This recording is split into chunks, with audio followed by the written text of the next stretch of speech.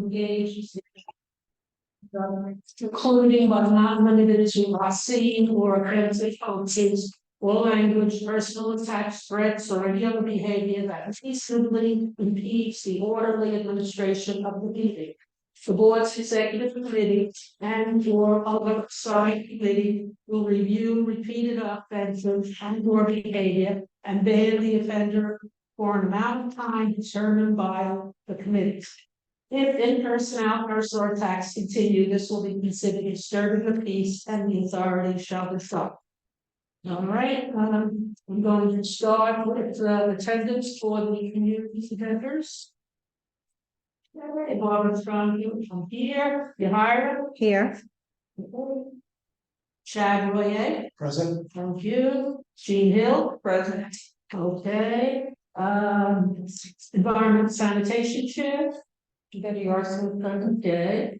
Erica Sensfield, Housing Chair. Yes, no, no. Okay. Michelle Avila is absent. Lourdes Acosta. Present. Okay, Education and Public Safety, Samantha Subats. Yes, no, absent. She's coming? No, she's not coming. She's not coming. She's absent. Okay, I see that. And I did not call our secretary's name because I just found out this evening that she resigned from the board. Yes. So as per our bylaws, at our general meeting, right after Thanksgiving, nominations will be taken from the floor, and then the voting will be at the January general meeting.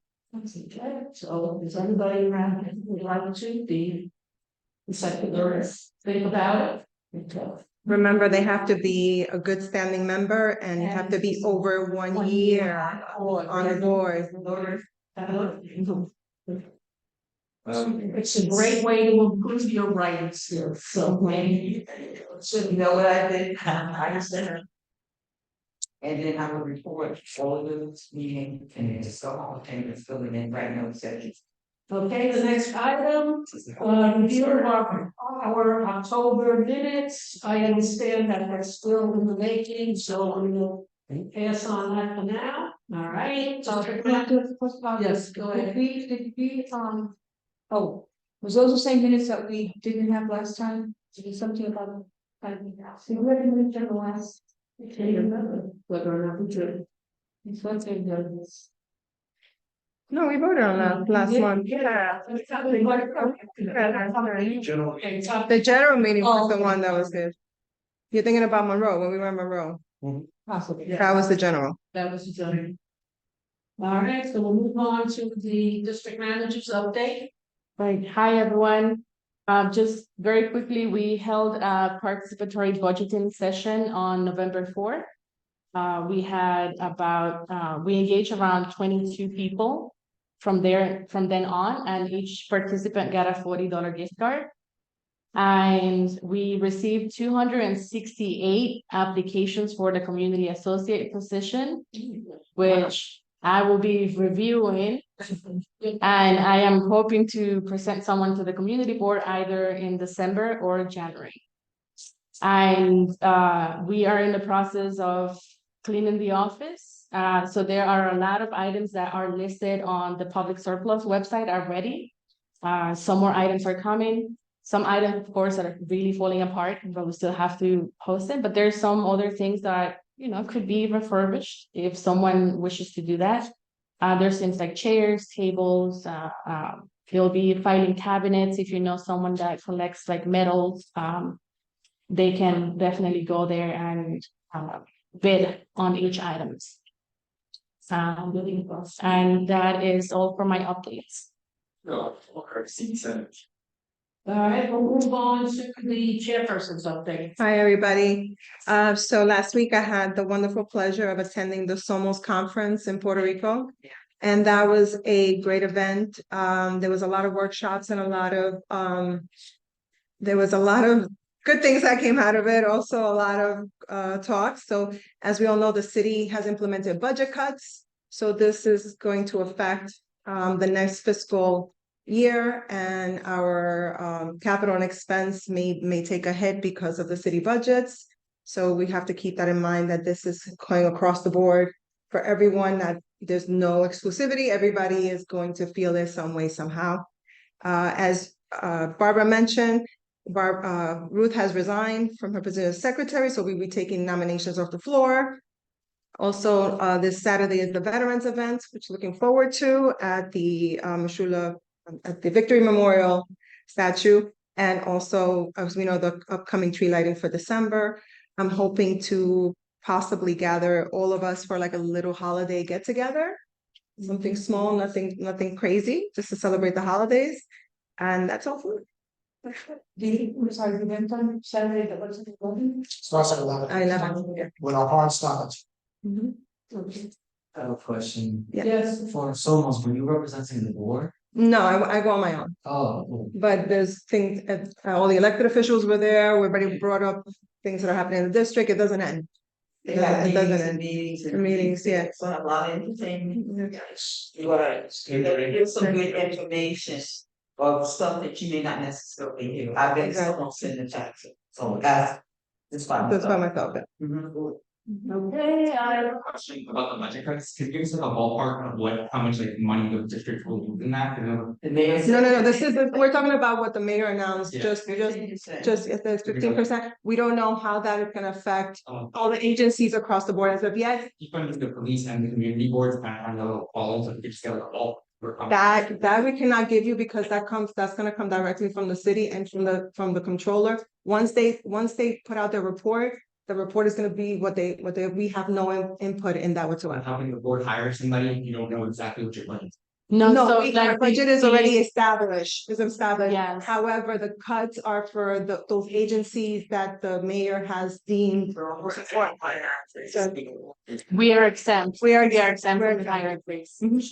So you understand that We're too small. 5%. Yeah, the only reason why I bring up the budget cuts is because we just submitted our capital and expense budget, so, and that's for the next year. This fiscal budget is next year's budget, so this is the problem. Okay, Okay. all right, we'll move on. We have 3 motions tonight. We'll start with one public safety and quality of life. Do we have anybody here from that committee? All right, maybe you take over this. Okay, I can present Yeah, it. Hira will present them. I'll present it. okay. This is the first one, Yeah. okay, So so, first, have some summary. I was there, but I'm not. Okay. so this is a motion titled Letter of Support to City Council to adopt Resolution 758 of the year 2022, calling for the city of New York to require every bicycle with electric assist, electric scooter, and other legal motorized vehicle to be licensed and registered.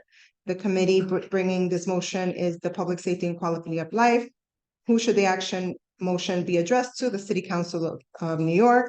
Recommended action, send a letter of support in favor of the City Council to move the introduction of this bill, Intro 750-2022, from the Committee on Transportation and Infrastructure to the full City Council vote in favor. I second your motion. Thank you.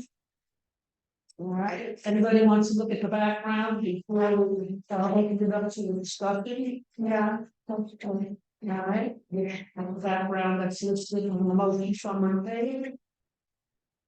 Is there a question? Yes, go ahead.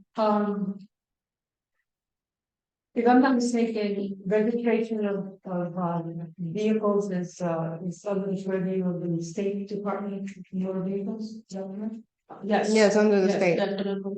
but the City Council can submit recommendations under any resolution to the state. Okay. I mean, I just like, I don't want us to support something that then, it's like, you know, that's not. This is a No. big deal and a big Oh, topic. no, I understand Big that. topic. I just. Very high top. Yeah. And also, if you look at the background, it says that, you know, any other vehicle that's not required to be registered with the DMV. But this is appealing to be registered with DOT, so Department of Transportation, which is a city agency. Right, okay. Would you send a recommendation to your dad since he's the head, or just through the City Council? As of right now, the resolution is with the City Council, No. but we can always copy any other agency. Yeah. All right, Yes, so maybe when the board put in, and keep these vehicles off the sidewalk. I mean, it gets Well, if crazy. they get registered, they would have, to- assuming they would have to They'll have a follow. license. Yeah. Have to follow. What would happen is Proper the, law. once this goes, if does goes into effect, then you have in the Assembly and Senate in the state of New York will do an amendment to the VTL laws, which is the vehicle and traffic laws. And then once that is established, then anyone that register has to follow the rules. Yes. This would also enable NYPD to take things a step further when they make the enforcement. Well, it won't, you know, they won't be chasing these vehicles. I mean, and they can, right now, they're within their rights to compensate when they can. But you're right, if some of them that are parked on the side. But now it gives one under VTL, it will give the NYPD under the penal law, it will give them the right to ticket somebody further, depending what the VTL law is going to be and how much each infraction is gonna be for. So it's gonna be a little bit more enforceable where it hurts everybody, their pocket. Is this like a DOT thing? No, this is to the city council. Yeah, but if this passes, who's gonna manage? It goes to the state, it goes to the state. My question is like, so you registered for I guess like a license, I guess. Through who? DMV, Yeah, we have to go to DMV. DMV, which is an agency overseen by the state of New York. License and registration. So right now, they don't have a license, so they get away with all sorts of stuff. As a most rates, I have a license, and if I do something wrong, I could have to pay a ticket. They just run around. That's what they want to implement, sort of like with the motorcycle license. It will fall under somewhere along those lines. Is this going to also mean that the operator should be licensed? Yes, you have to be licensed, registered and insured. So they have to be over 18. More than like a 16. You can have a driver's license at 16. Yeah, 16, you have to have, then they have an adult. Yeah, same, the change, DMV is not going to change their registration rules because that's you starting all over in the state. What it's gonna do is gonna implement that if you wanna register your bike, you're gonna have to follow the rest of these procedures under the VTL law. Does this apply to, is this the discussion part? Yes. Yeah. So does this apply to, I'm a city bike user and it has e-assist, how would that affect city bike? riders? City Bike has its own insurance coverage, so it's a bicycle. Yeah, but it's a size.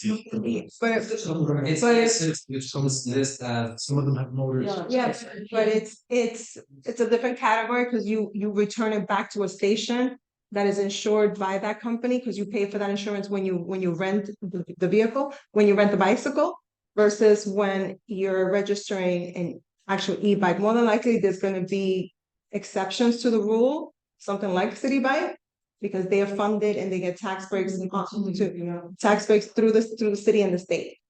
That's if they're allowed to continue to operate with that report that just came out. Well, Rebel's no longer operating in And I just Brooklyn. wondered It's going if to they stop. would have City Bike Yeah. too. So City Bike. What I understand, City Bike is not owned by City Bike anymore. They No, it's Lyft. Thank you. And they have, Yes. Yes, I should just add some localization to the language here, with the installation of the Martian bike lane with all this parts that 7 has, including Grand Portland. I believe it's the DOT owned greenway on top of the Martian bike lanes. We have a lot excess bikes than other people, and as a rollerblader, they lean up past everything. So if you could put some of like our history into that, so it's not just like text. No, we can't do that because there's already a resolution in place. Yeah, no problem. Talking about here for the rationale, the recommendation include how we have like we have more parks than usual community boards, and with people zooming down these bikes on the street, people are getting danger. Okay, we can add to that effect. Are we ready to vote on motion? I'm not. So it's like the way I'm reading this, and I've actually seen the bill, the way it was proposed. I'm just trying to understand, so if. I understand the concern that, riding your bike on the sidewalk is illegal, but we're trying to stop that, but it's already illegal, so. How will this change that? That's my question. Like, I'm What just curious. is changing is making the people register and insure their bikes. So if they hit someone, if they hit someone, that insurance will cover that person's damages. Pirina Sanchez got hit by a scooter and she was in the hospital for over a week. And this is just more to make people responsible that if you're riding this, you are liable if you hurt someone. Can you get it registered if you're undocumented? More than likely, yes. Okay, interesting. Little bit, so think it will. It's not gonna change anything that the state has already in place. What is gonna change is, it's gonna be the type of model of bike that you have, what type of motor it has when you register.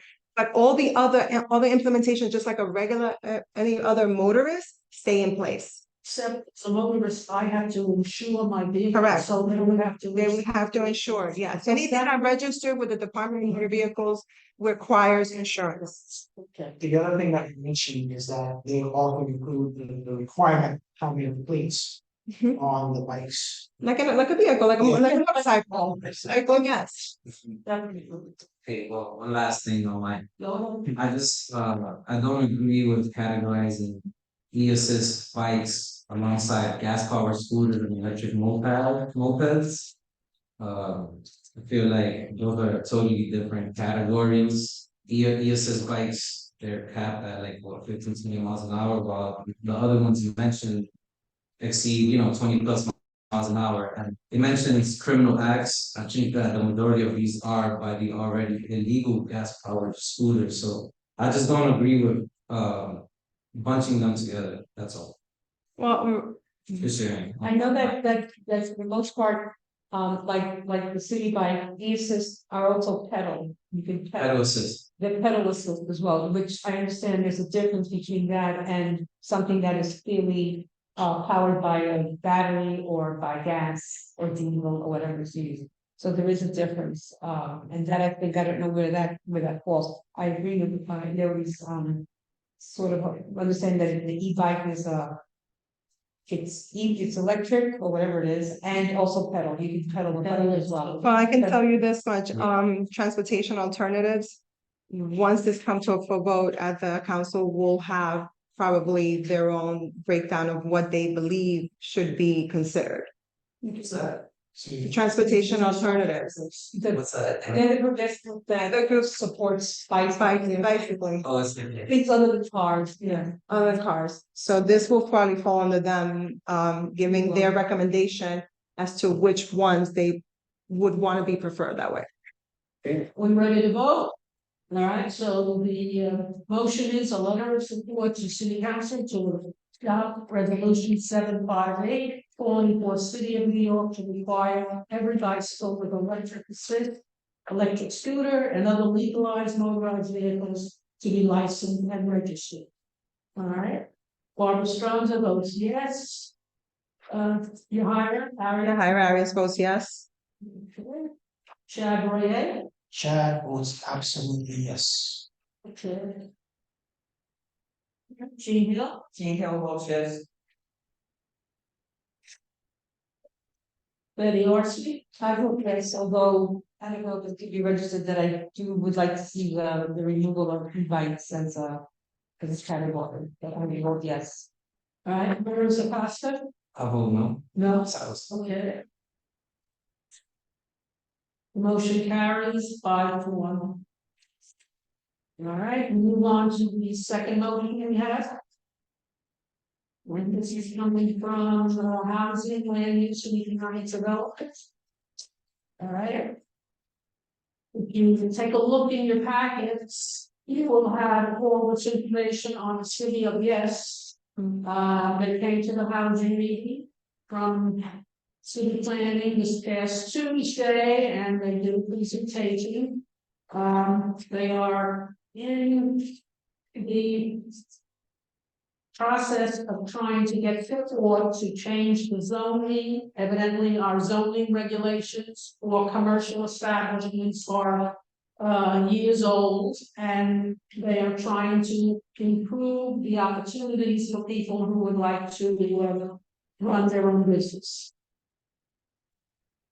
So at this point, they are traveling from door to door throughout the city and looking to get suggestions and also to get support before this is brought before the city council.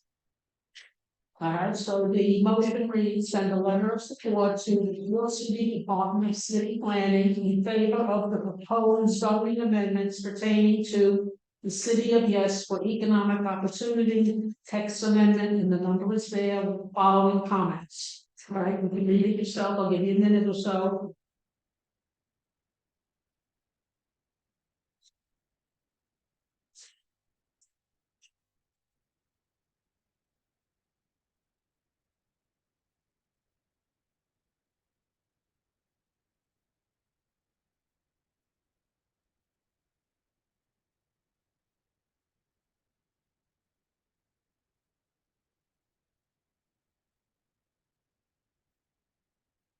Think of some concerns you have.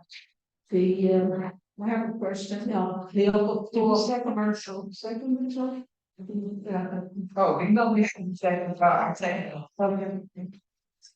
All right, and if you have no issue, oh, okay, if you just. So my question is this, so they're trying to encourage entrepreneurs, Mhm, but I have a case for you, Jerome Avenue. mhm. So you have one real estate person who owns a lot of the places up there. Who keeps the rents exorbitantly high. Mhm.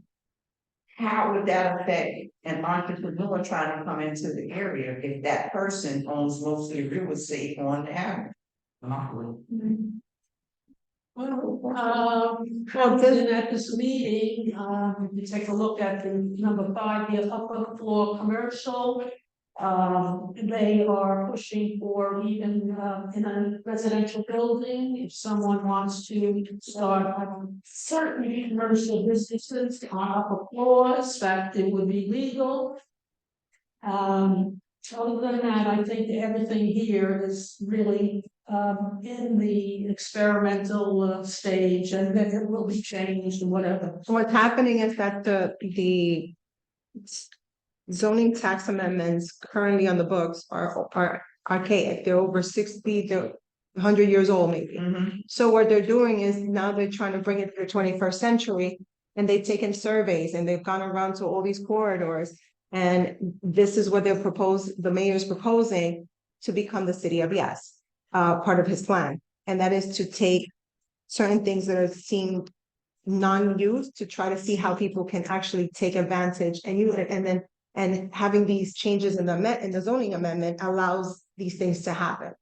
So it's more to bring economic growth towards these areas where you normally wouldn't have it, or a few changes to things that we already have that need to come to the 21st century. Yes, that's all it is. It's not about how much rental or how much property someone owns. Is about changing the zoning amendment. So if someone does want to be an entrepreneur, they don't have to go through hoops and loops to try to get the space that they need or the licensing that they need. And it's allowable now because the laws are now up to date. I think also. No. This is just zoning. Zone is all straight zoning. What can be allowed, what cannot be allowed. If we do allow daycare centers, apartments and whatever, they have to be registered for us. And this would be similar to letting a barber cut hair in an apartment or a beautician work on hair, whatever. Right, I have a problem with. Wait. Eric. That's one of the things, because right now, there are very few businesses that are allowed, like, let's say, on Morris Avenue, you can't have a commercial business in the building. The only thing that they allow is like for a doctor's office for certain things, but what she mentioned, now, a barbershop, maybe, an insurance salesman, maybe someone that wants to do something else. But they don't need a big commercial spot on Kingsbridge Road or on Bedford Park. They can do it out of an apartment or out of a walk-up.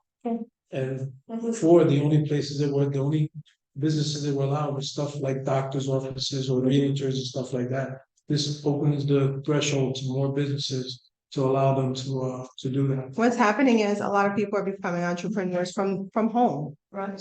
And in going back to commercial space and commercial rent, some businesses do not require for you to have a lot of space. Hence the fact when you can do it from home. So this allows certain areas, certain commercial corridors that it will allow for that. I'm just thinking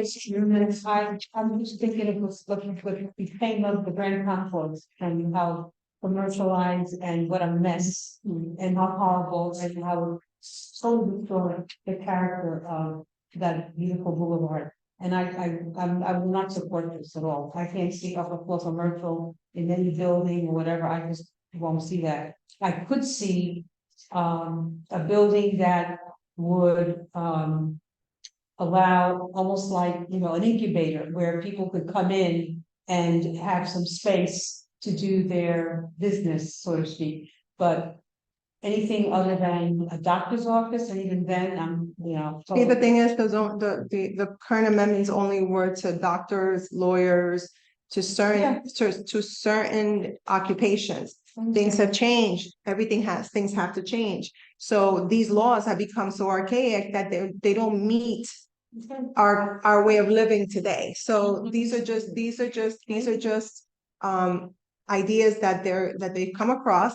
Whether it will work, great. If they don't, then they get changed around like anything else. This is going to be, if it was strictly limited to commercial areas, I wouldn't have a problem. But I see that it's, opening it up to residential areas, and I can't support that. And I think I do know that there are a lot of people who already have businesses in their homes in terms of like doing nails, cutting hair, dyeing hair, all of that already exists. West of the things that have been going on, like with the smoke shops kind of stuff, it's just, they're not gonna follow the rules. Once this goes through, they're not gonna follow the rules. They'll just, whatever club will do whatever they want to do, so, So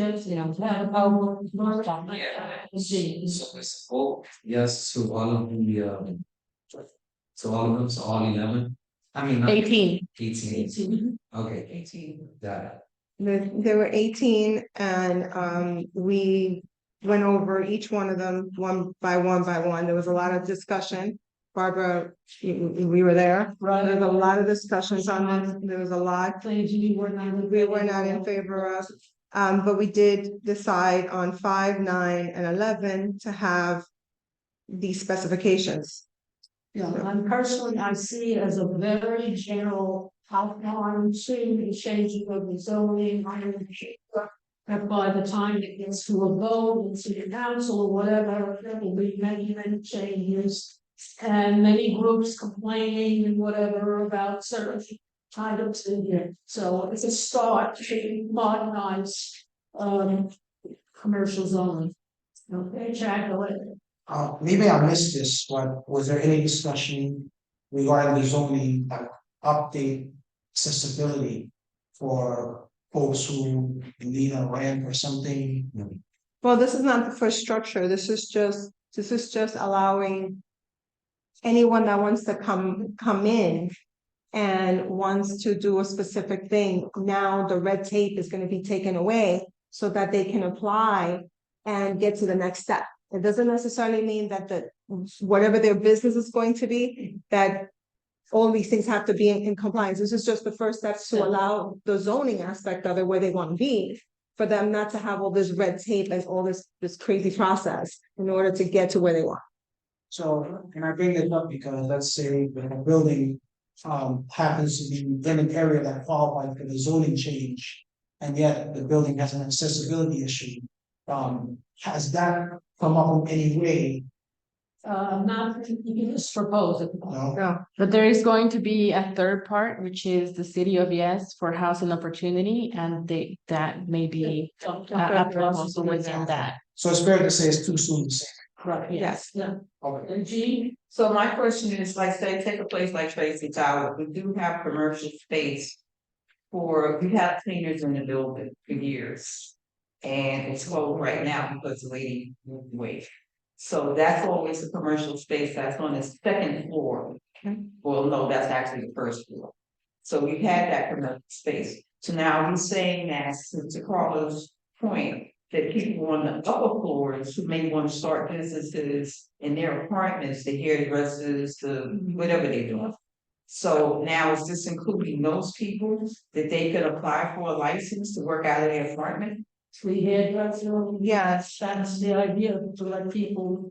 To let people be entrepreneurs from parts of it, right? And not all of it, right? There's 18 different sections that apply.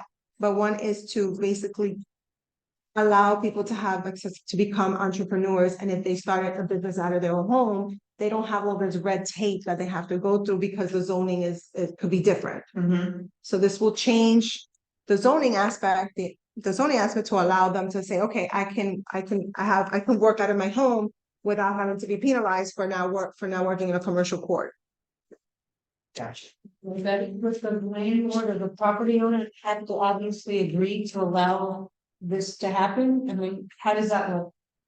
Well, right now, they just do it because they do it. So there is no communicating with the landlord. They do, because people know stuff after a while, you live in so I know your Harvard's doing here, I know Carla's over there doing t-shirts, somebody else got a kitchen and they making cakes, you know, so, yeah, they do all that. Oh, I know, yeah, they do. So they would have to, or if the landlord catches them, they would have to apply for, this gives us an opportunity to apply for a license ahead of time, rather than can't do this, you can stop or leave. Well, what it is, but it's number 11 is allow New Yorkers to more flexibility to have businesses in their homes, but it's not every business. No. It's not every business. There's a list, probably gonna be a list of categories that can be, but not everything could be. But I'm going to assume that the property owner has some say. Well, it depends, you have to agree with your lease, right? And before it wasn't a problem because you couldn't do it, so it wouldn't be on your lease. So if you do run a business out, you have to be insured in order for you have to be compliant in your lease. So the building owner has to now work that into your lease. But we also put for number 11, as you can see, is home occupations. The business needs to duly be licensed and in coordination with related agencies. So meaning when you apply for a license and you put in all your information, that particular agency should be asking the questions, where is this gonna be? Is it an apartment? Is it in a private home? That is the agency's responsibility to ask. This is just opening it up for that when they do the process, it's easier than it is now. I have a feeling that there will be a lot more regulation and also to get the landlord involved. Problem will happen with fires and with the ambassadors. I'm just saying, look at the problem with these smoke shops that are opening up. These are not owned by the smoke shop operated. That's different. That's very different than. They're renting. I'm saying people are doing things outside of the whatever it is, the regulation. And I can just imagine that this will be very similar. So I'll leave it at that.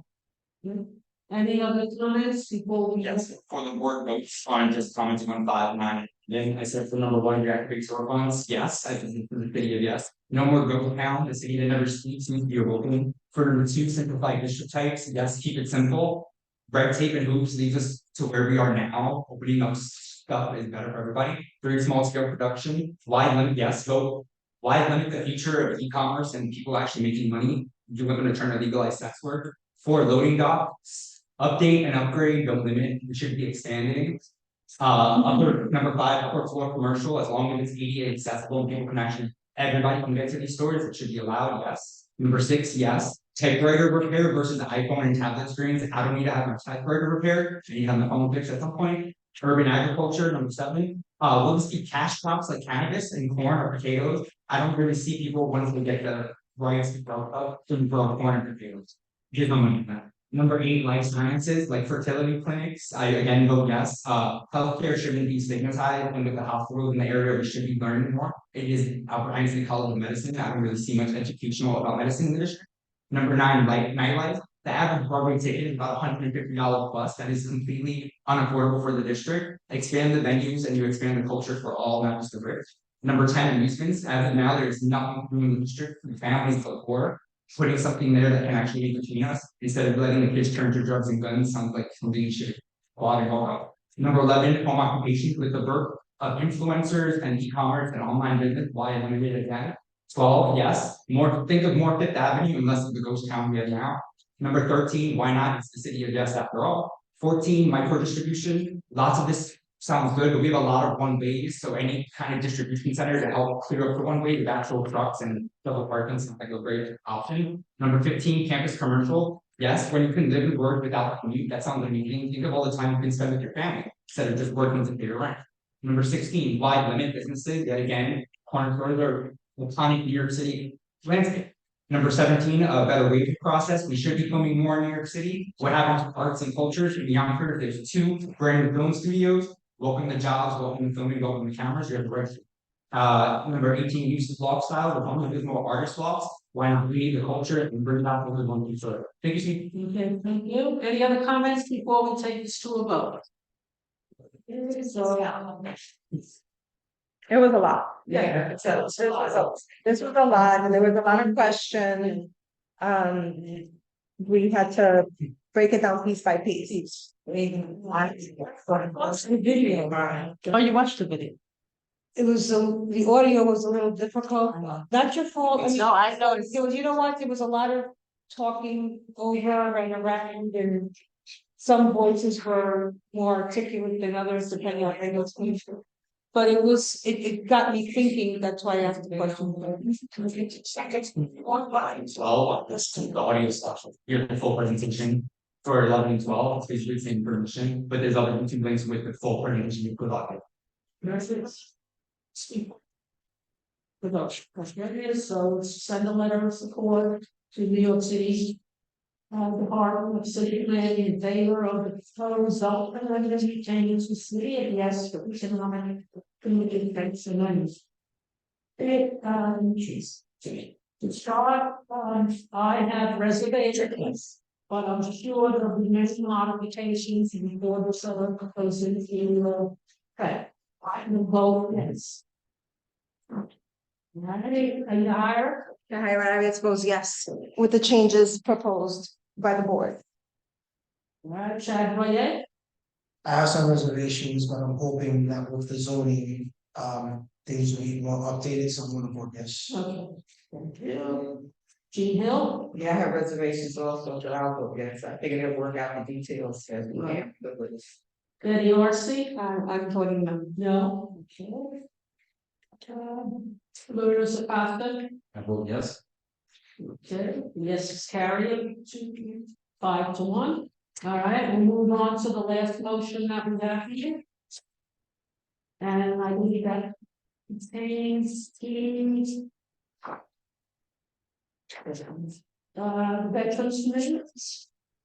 Am I correct? Yes, so June, I'm making them. So the motion here is to recommend city council to prioritize veteran applicants within the HPD portal.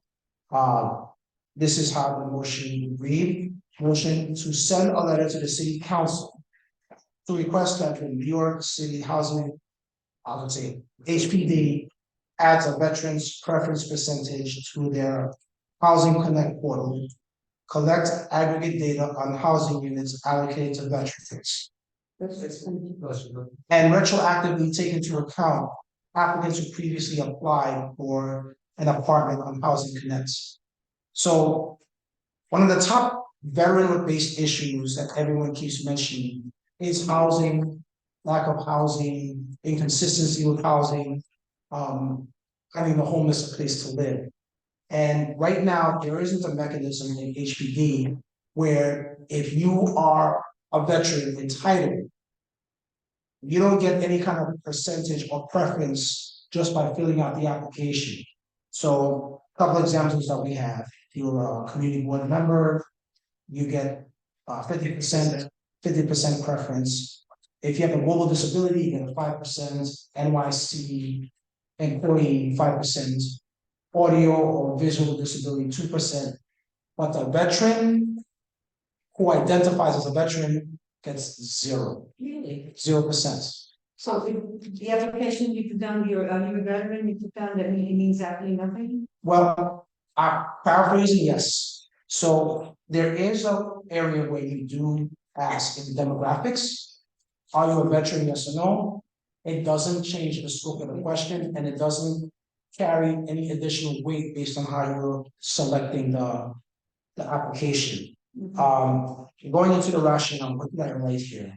But this is an assumption too. We haven't heard back from HPD to say that this is in fact how they account if someone selects that they're a veteran or not. Before, can we have a second for the motion? Second, Okay, thank you. Okay. Edgar, go ahead. Not that that's not true, but that's not 100% accurate. Because there's some project-specific questions or project-specific categories. I believe 2700 had a slot for veterans. It's not something that every building has, right? I think it has something to do with the management company or the builder. But there, depending on what they're trying to do, there are some projects that do look out for veterans because some of them are veterans, because they cater to veterans. Just like some buildings have a senior category, like the buildings going up in Dufferin Park now, they want strictly seniors. You know what I'm saying? But seniors, then the subcategories with seniors, so you have to be senior and be previously homeless, a senior and be this. I'm more than 100% sure that there have been buildings that are built that do offer to the veterans because the company that built the buildings or that manage those buildings are veteran friendly. It's not something that's automatically on there.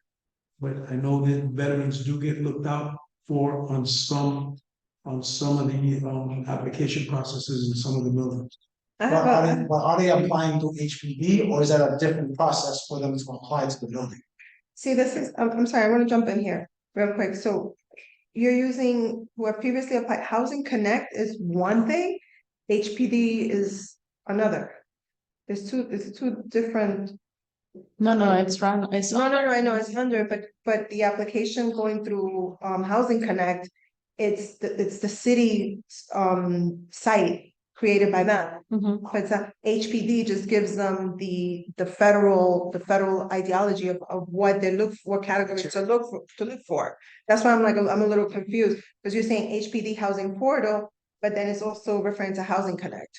So it's two different things. There is no HPG. HPG does not oversee Housing Connect. No, I don't think so. Yes, so they provide, it's under HBD and they provide capacity trainings and they provide the oversight and the site building and all of that. But the application is run through Housing Connect, which is by the city. It's under HBD. So how we got to this, we asked a question with a few veterans who are familiar with the portal. And one of them actually has a profile, and he actually tried to apply and make changes, and it was based on this discovery that many of the folks have mentioned, that this provision doesn't really exist. The veteran would have to, excuse me. Give me a minute. What was I saying? If the veteran had a condition, like he or she was disabled or had a problem with his vision or his audio, then they would get some kind of preference. But not as a veteran per se. And the tie-in here is that we were hoping, and I say we, the committee and other veteran advocates, that if this change were to be realized, then this will probably give some hopes for those who apply and disclose that they're a veteran, in the hopes that their application could be expedited. It could also go back to those who applied before, probably didn't get called on the waiting list. Maybe this could be a difference between them getting a placement before the year is up or next year. Is there, going to, at this point, and I understand what you're saying, that there are projects where, they're pro-veterans so that they will provide that kind of priority.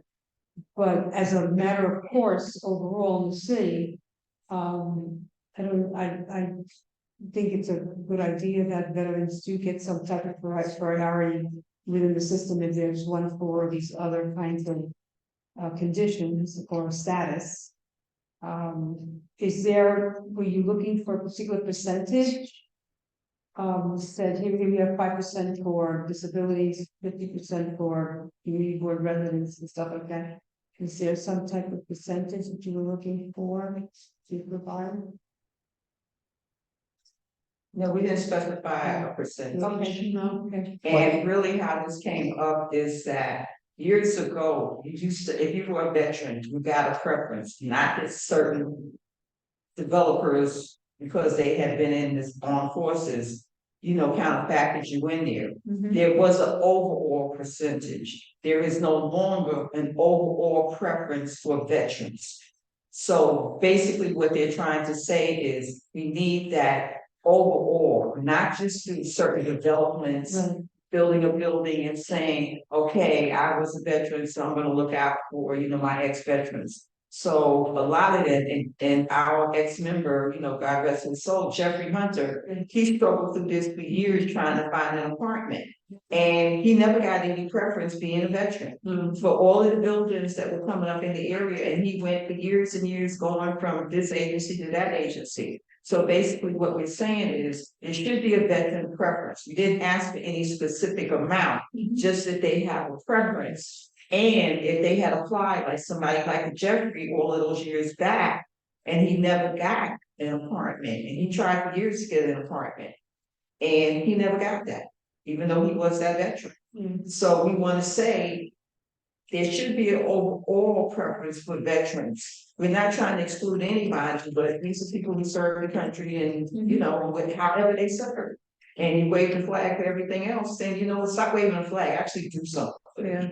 So that's basically what he's trying to, we're trying to word this up that we can say, and probably the wording needs to be tighter. That's where I'm getting at. Then Yeah, the it needs to motion, be tighter. the motion should be motion to recommend city council to introduce a percentage preference for veteran applicants, or, and in parentheses, who have applied or will apply through Housing Connect, HPD, Connect. That's how it should read. It makes more sense.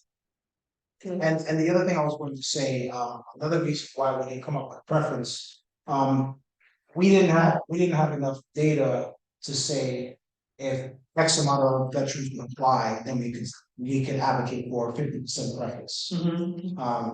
Off the top, I would be okay with 5% if it meant that somebody could end up not being homeless. Right. But we can assume it. We don't really know. But that was one of the nuances of it.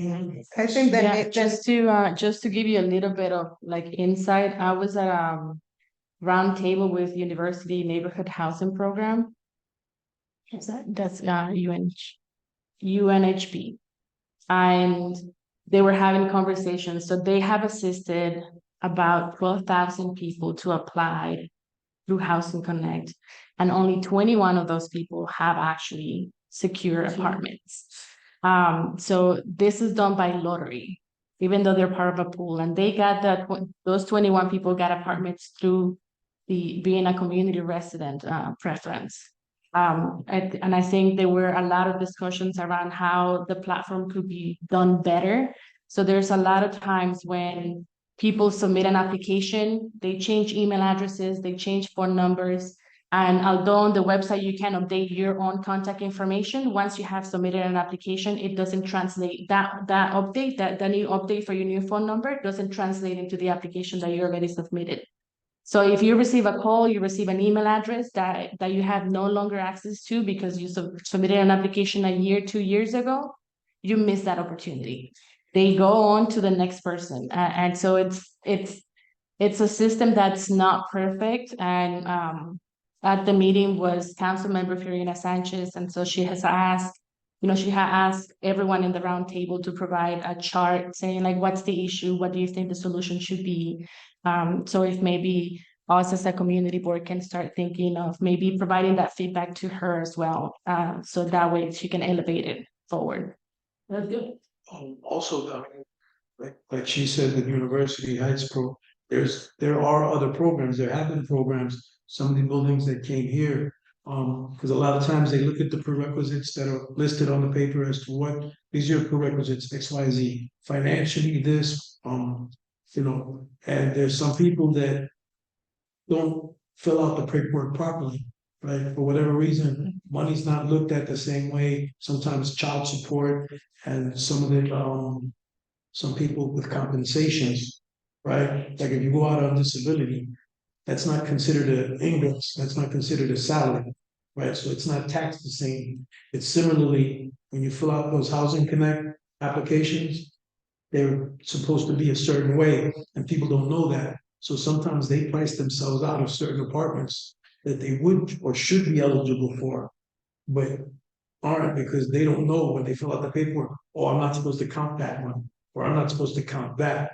So, it's kind of important with those Housing Connect people to have a better explanation of their service, something to help.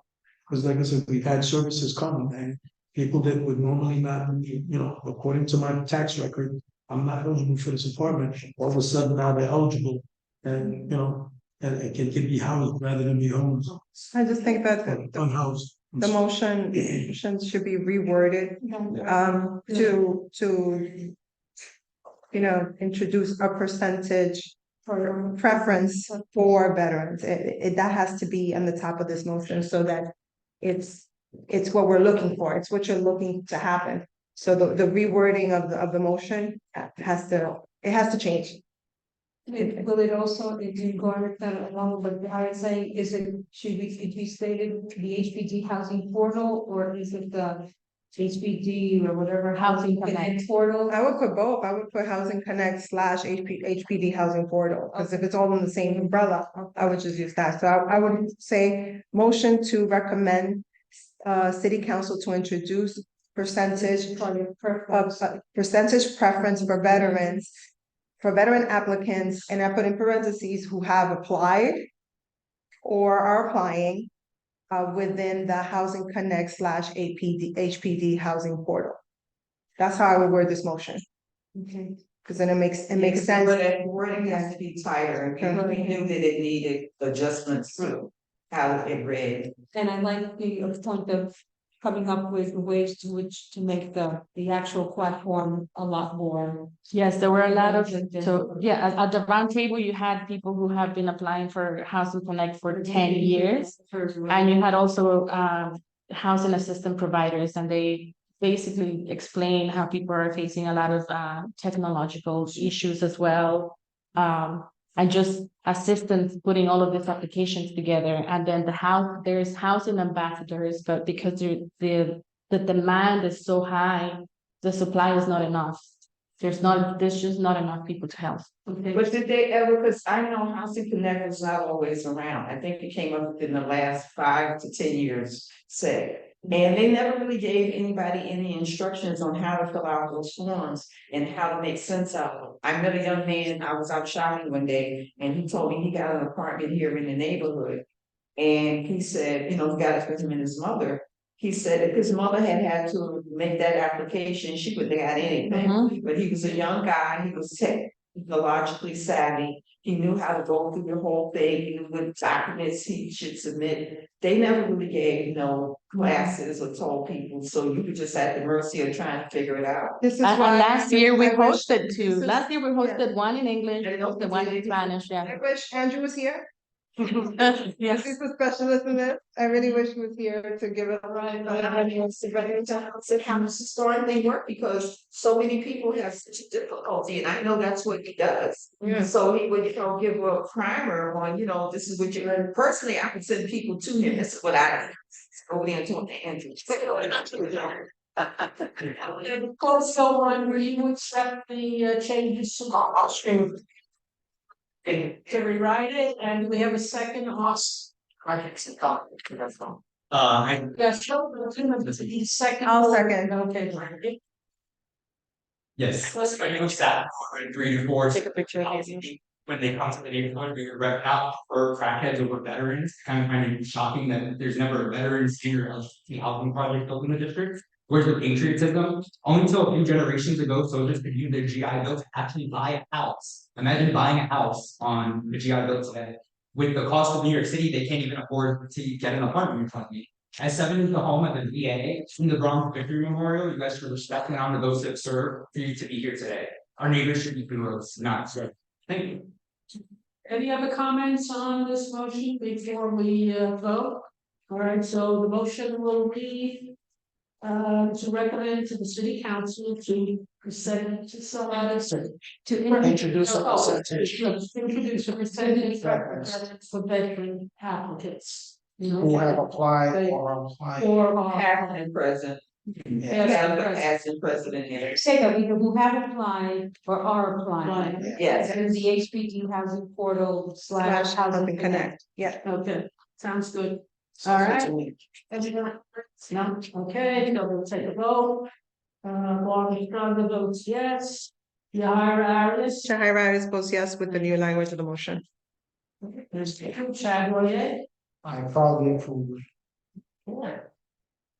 Jean Hill. Jean Hill votes yes for the changes. Thank you. Betty Arce. They are approves with changes.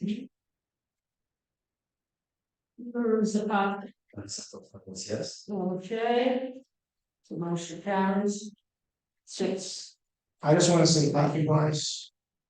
Because So thank you. it was a while to see that we have at least gotten this far. Oh, right, it's needed. Definitely is needed.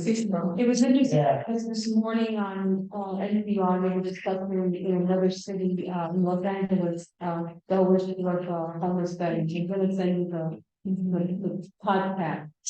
I think you'd be interested. How glad it is. It's on the NPR podcast, so it's on the radio. It was on the radio, but I think it's on the podcast, it was very good because there was a place in LA where it was supposed to be for veterans housing. And you get a lot of other things, in event. And they're all over the street. Right. They really are. Can you send it to me? Please? That'll- She was firing me for the letter. Democratic, they're having a convention there. Now all of a sudden, because of the convention, they're cleaning up the streets. Yeah. Doing that, so they're hiding like the homelessness and all of that. And so all that stuff came to light because of, they're like, the people are here, they're trying to say, oh, everything is great out here. No, it's not. No, it ain't, so bad out there, do it. But that's the only city, but Seattle was the same. Artists are going out in Seattle at night. Yeah. Because now the homeless people all come out in those areas and you gotta be in a hotel by then. Well, I say every city Has a- and every state has their own issues. Where they have their own crises. Ours sometimes is a little bit more unique because we're a melting pot. Mhm. Some places are not a melting pot and, it's just, It's no glaring. yeah. But it's, always for, veterans, people who are served in the event, who have sacrificed and, have really been damaged by the service that they, whatever theater they were in. And not to be able to have, a place to live and to be treated as they are is really a shame, so. Anything that we can do to make that better and show our appreciation is important. Okay, thank you. We'll move on to committee reports, budget personnel, exchange. Personnel, we are meeting, next Monday, which is the 20th, I think. Yes. Monday. Yeah, so we're meeting on Monday, at Tracy Towers, to make sure what we're gonna be doing on Monday. The internal budget. The internal budget. Okay, the internal, thank you. I mean, That's right. so according to Carla, that's when we're gonna go over the internal budget and, we have money that we're working with and we have events that are coming up. Our tree lighting is coming up And I don't know if we have anything else planned beyond our tree light. Not for December. No, not for No, that. that's it, for December. Okay, and since we're on budget personnel, I'm announcing that I will not be available for the month of December. For that, our general board meeting would be later in the month. And I see we on the calendar, so on the 16th, The 19th, so the 19th, whatever day it's on. the 19th. Gone, so it's a month. That's a good. Good agent. Amazing. Oh. Very nice. Thank you. Oh, I don't think I'm missing, I'm sorry. Yeah, it's 2 years, so I'm kind of moving on. For the record, the Thanksgiving and the Veterans event coming up, is your committee for or against the Pride flag and the Marshall Parkway's Bronx Victory Memorial? Have you and your committee discussed this issue or any other LGBTQ issues at large? Have you or anybody on your committee even attended a Pride March or have any connection to the LGBTQI community in your personal and professional lives? And why is the board making this a modern day Jim Crow separate people issue when largely it's Jim Crow? Say each committee, I'm gonna ask it. So for the budget personnel committee, if you can pass that on to them, thank you. If you provide No, we met on Tuesday, we had a great meeting, presentations by the Bronx Library Center, their young adults department. We also have the Mexican Studies Institute, which is based out of Wheaton College. They do a lot, but they provide services for a lot of Spanish speaking people to help them navigate bureaucracies, that, and help them navigate the language barrier. But they also do a lot of workshops for people, and it's open to all financial literacy workshops and sharing opportunities with folks. And then lastly, we had the Oyate Group, which is a nonprofit inside of the South Bronx that has a bunch of cool opportunities for the youth, including a scholarship and some type of like entrepreneurial competition. So we're aiming to meet in December 12th. And I won't be here for most of December, so I'm gonna miss the executive and the general. As well as the January. Sad. Yeah,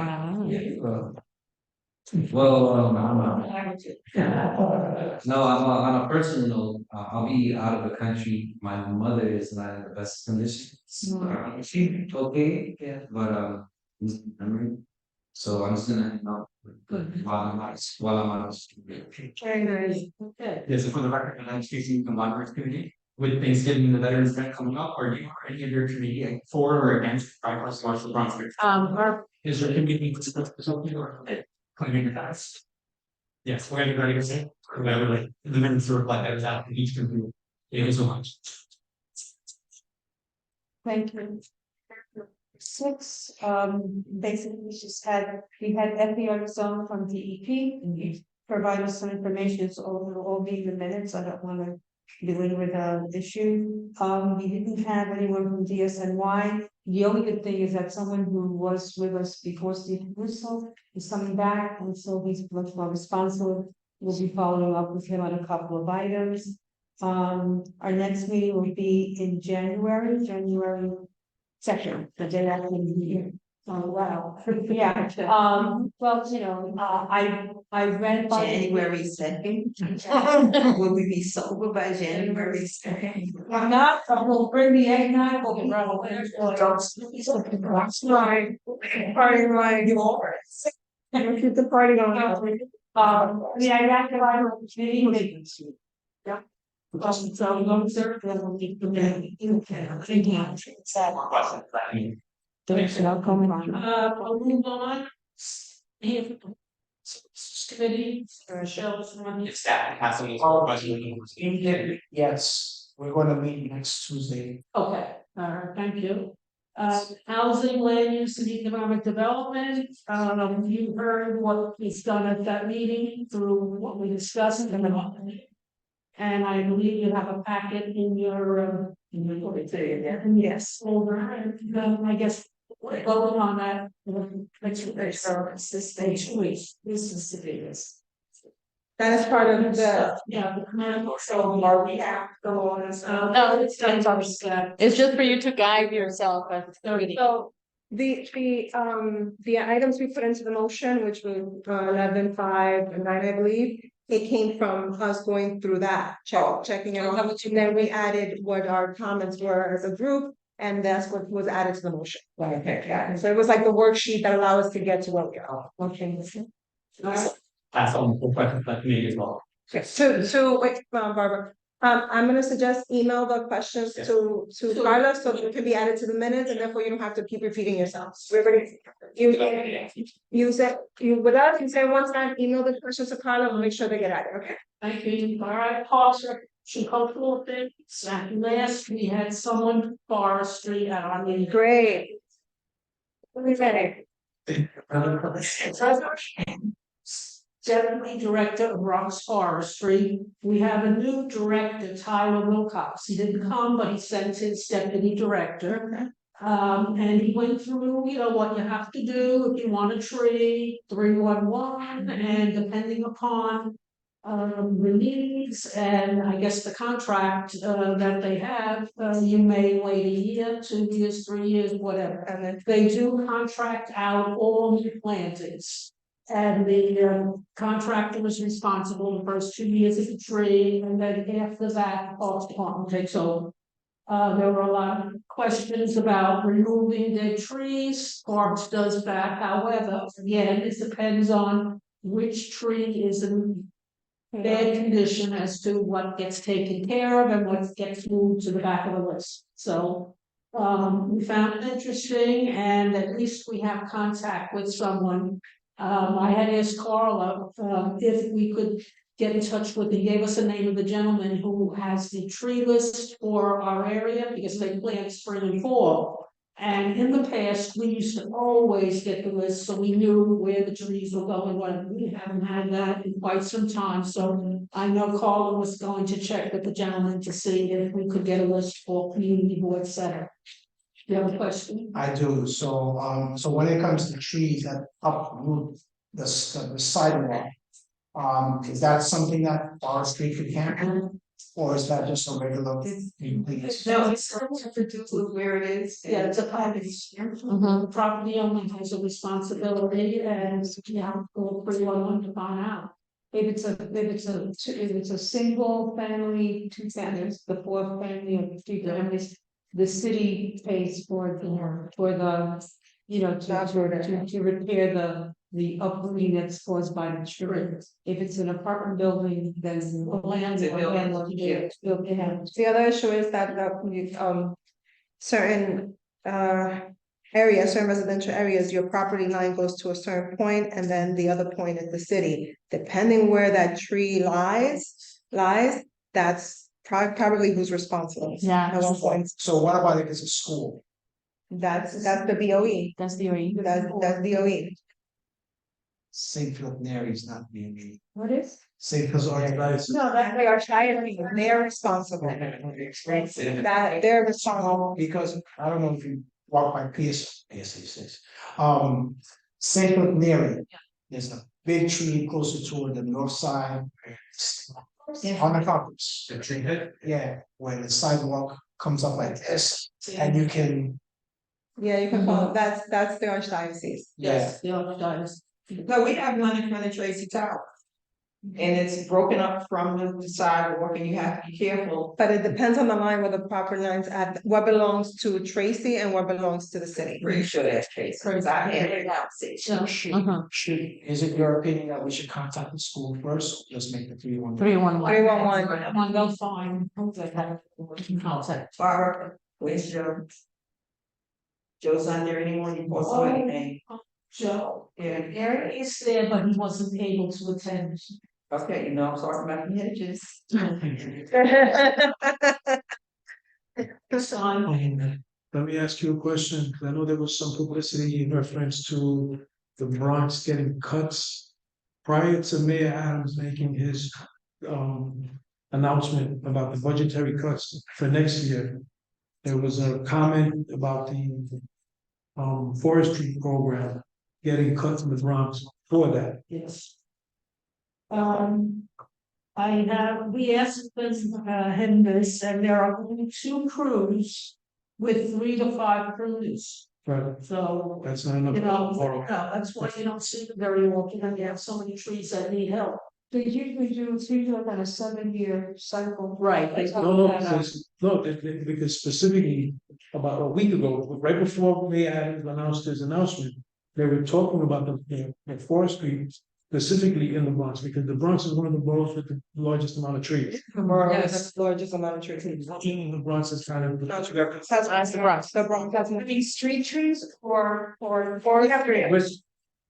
street trees in the stores. But like I said, I know they were making a comment reference to the Bronx being greatly affected by that because of the amount of trees that we have. And not the amount of staff that we have. Right. To maintain them. In that, and hope for the best, because we don't have too many people out there. Well, these budget cuts are gonna go. Oh, this was before, but But now once the report comes out, every agency is going to have a hit. Yes.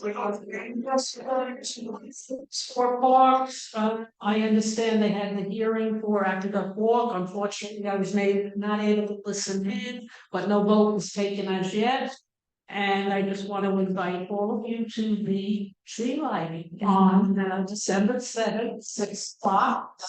Board members, we expect to see you up on the stage so the public can see who you are and how much time you put into trying to help the community. So compliant this year? Hmm? Will the stage be ADA compliant? No, let's. Catch up. Twice too much. What kind of line it is? 6 reindeers. Yeah, what kind of line? Right? Public safety, quality of life, everybody here from that committee. No, we just had that motion. Okay. Traffic and transportation, you hire. I did not chair that meeting. That was Daisy Perez who stepped in to chair. Sorry, who stepped in to chair. Edgar was the lead, but you were there, so you can take it away. What did you talk about? I was in, it was nice, TD11 showed up, strong, they brought all their NCOs. Okay. There was about 6 officers there. I told them that I would kind of prefer for them to come to the general meeting, so that way you can get, the whole community can get a better idea of how many officers they have that are considered NCOs on transit, because along with them, there's also the regular beat officers. That's right. But these are just what they consider their NCOs and their program officers. They came and there was a discussion about transit safety and stuff like that. So hopefully they'll continue to come. But like I said, I'm trying to see if they come to the general meeting also, just so that the people, the whole board and the community can get a better understanding of, that the officers are there to help. And they're accessible, they give out cards, and they're there to. I saw them at the 52nd precinct, and I made it my business to let them know that we want them to physically come and give us a report physically. Yeah. So these are the NCOs. For transit. Hmm? Or in the TD11. Is it NCOs? Yeah, transit, there's the transit division. TD11 is transit division. All right, we'll move on to veterans committee. Are you gonna mention anything about the meeting your dad said about traffic? The federal coroner? So basically the last couple of weeks ago, the DOT came, MTA came, they had a ribbon cutting ceremony on Gun Hill, in reference to the changes that were made to the Gun Hill corridor. There was also a meeting later that day on Tremont, and so they also talked about, other the Vision Zero corridors and the changes that they're making. Because the amount of people that go up and down Gun Hill Road as a corridor to get to work, people from Co-op City all the way to going to the hospital. The amount of people that get injured and killed in that corridor the ratio is disproportionate to within the rest of the Bronx. So because it's a big safety concern and the amount of people that go through there, that's why they made it priority. And that's why they did what they did with the bus lane and all that. They say it's not a perfect world, things aren't 100% complete yet. Because like while we were there watching, while we were there, we were watching, and we see that the lights have to be recalibrated to, because people can't make lefts anymore, people can't make certain things. So the way vehicles are backing up now, so that's a matter of reprogramming the lights. But they made some changes. Some changes are gonna be, later on as they see what the need is. But they're working with us. They're trying to make it a safer corridor for us. Okay, thank you. Mhm. And we have one more committee, Veterans Affairs. Yes, thank you. So, very appreciative of your support for the motion we passed. A couple of things, the new fiscal year started October 1st, and the VA has requested a 5.4% increase in the budget, which would give the operation budget over 325 billion to care and provide for veterans. The VA is making a push, an outreach push to see how many more veterans that they can reach out to so that they can get them the services, the care that they need. Coming from the mouth of Mr. Sean Kingston, he really wants the help of our community partners, especially our community boards, especially us, and anyone else who wants to be part of that mission. One other thing, oh yes, it's in front of me. Our second annual flag events in commemoration of our World War I veterans. It's open to the public. We invite everyone to come and bring your best singing voice. Oh, please. Yeah, thank you. We'll move on. Our next meeting date is Thursday, December 14th. Discussion on next month's agenda. Any suggestions that people would like to put on an agenda? I wanted to mention something, it gets really hard for me to attend in-person meetings. I got to I'm getting late to these things because of the problem I have of getting released from my childcare responsibilities. And then leaving last night, it was really scary going on that Ford platform at 8 o'clock. I was by myself because I'm going north on Ford, D train. There was a guy with a chain, dragging a chain up and down the platform. I was like, I had to just come upstairs, and I have a bad knee, come upstairs and stand. There's no police nowhere, anywhere. It was kind of frightening. So I'm not sure, I'm hoping that I can continue to attend the education committee meetings. But I did, because I'm an advocate of wanting to go back to Zoom. I think that I get more people coming to our meetings. We had no one from the Zoom meeting at our Right. Not only your community, but my environment and sanitation. I think Syria was the only person because he was close by.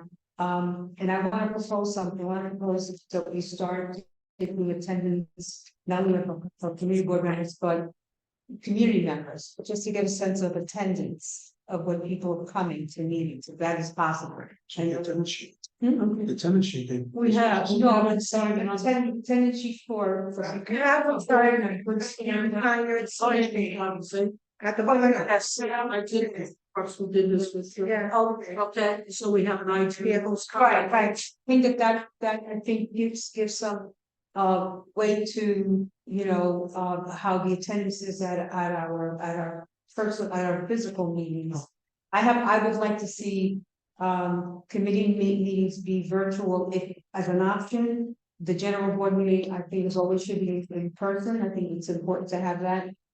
So I just want to see the attendance overall, just to get a sense of over time. That could be, I guess, an argument for having that as an option. This is. You're shaking your head, so we don't have a shot. No, I'm shaking my head because We've had this. we've had these conversations over and over and over. And basically what's happening is the data of this back in person at some point will be reverted back to the state and to the mayor's office. We'll see what they do, but emergency orders are emergency. No, I understand that. I'm just saying, I'm just saying, having data to the state, having attendance of. Oh, this. The open meeting law basically said it was impossible nearly to not have any hopes of ever going virtual again. And hybrid meetings are only an option for the community boards that decided to do that up until June of next year. But then after that, the hybrid option is no longer an option for. And I understand hybrid meaning, at the meeting, there's a opportunity to have like a Zoom. Right, so you have. So I'm not talking about. Yeah, no, virtual, pure virtual, yeah. I'm talking about virtual, and. So it's never like absolutely. Unfortunately, COVID provided that option. Right. We got comfortable with it. We saw that it was more participation. Unfortunately now we're. Well, like I back to- said, I would just like to continue with, at my next meeting, I will have my, community members sign in. And it's also a way, I guess, a good way to get some information, updated information on people, what they're, if they want to be added to our email blast or whatever. Right. That kind of, so I was just thinking. Yeah, but we're not going back to Zoom. That's what I said, we tried. We tried. We really did. Trust me, we Yeah, tried. we have tried. We tried. Concerned. Board members first. Yeah, I did, so, I sent a complaint to, I'll just make a mention, if you don't mind. A complaint about, trailer with an addition that was far from the street. And what I found was calling 311 is sometimes hit or miss. It got closed within minutes.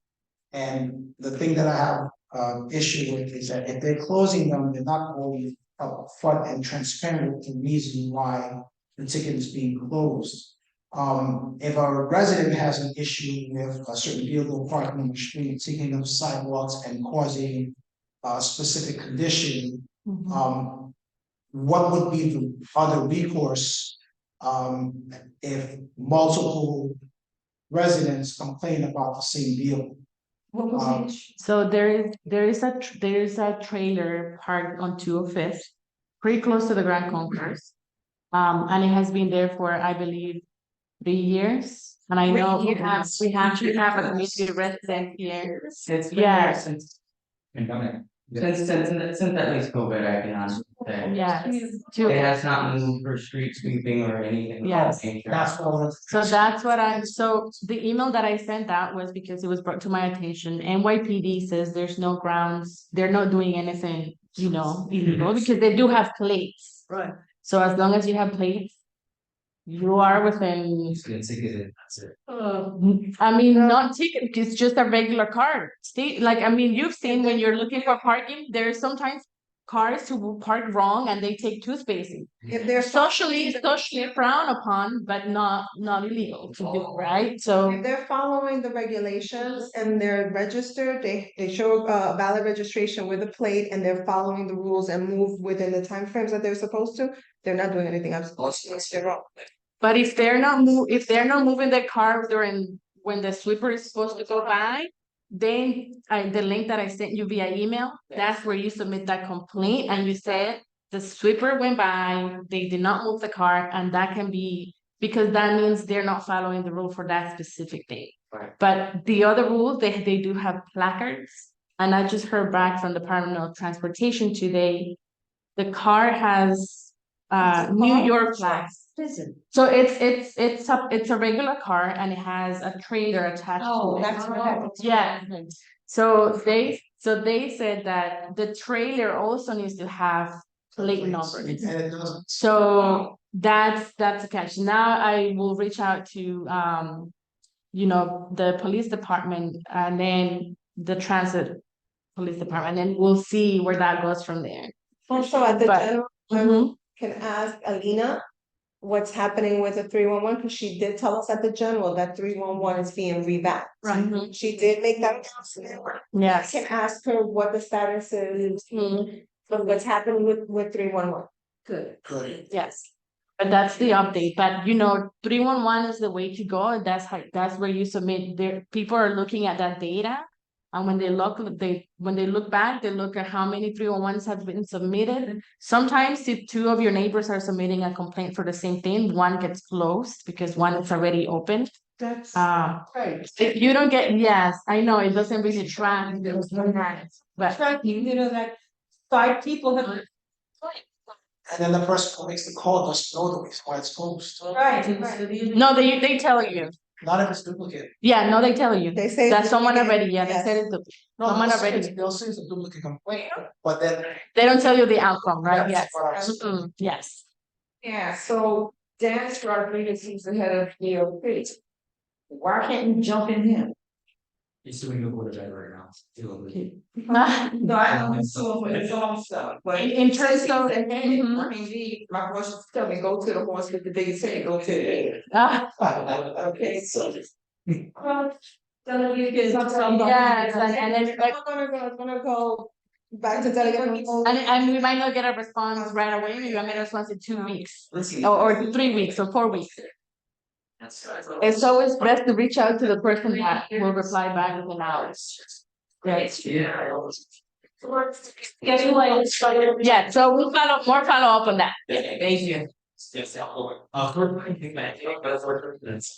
unfortunately, transparency and accountability on the board is up. Members weren't turning their cameras on, we can see you now as a service. If the board can tally, similar to what they said before, the board can tally exactly how many members of the public are in attendance in the minutes each month, because now we are signing. When I first came to the board's in-person meeting, I was told to sign, and I was told I couldn't sign. Now I'm being told to sign again, so I want to see that reflected in the minutes. Within the open meeting law, because the incident agenda was booked a little bit too late, I believe 24 hours prior. And then also, at the November 2nd joint borough board meeting, census data was discussed and shown. Can CB7 request this to any and all data on the LGBTQI plus community here, as well as the veterans to better address what the issues were about? As the presenter said, she would come to the board and present and help gather information if you need to help get some data points. I could not find that specific census data. I believe it's a bit more sensitive. It would just provide Bronx LGBT at large, but if you can get either version, if the district at large due to that sensitivity, board members can be trained and you can request the census to come here and present that data as well. So we can better reflect what's actually in the neighborhood with the veterans and everything else involved on intelligence. Was the meeting, post our losses, also.